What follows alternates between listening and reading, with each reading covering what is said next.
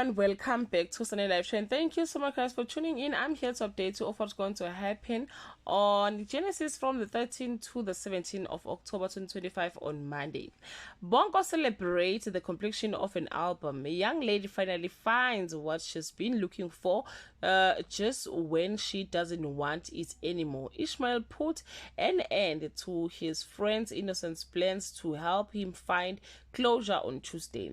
A redeemed gospel star basks in love's restoration, unaware of the storm brewing. A charming prince wrestles with guilty as a life-changing announcement looms. Nobuhle uncovers the truth, but not everyone is ready to hear it on Wednesday.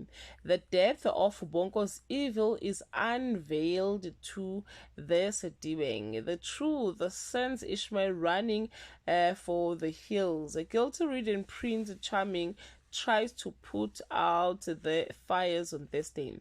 A jilted lover grieves her betrayal at the hand of a loved one. Mandy or Wendy reads a powerful family to filth, while a caring friend shows Ishmael a new perspective of Nobuhle going against his order on Friday.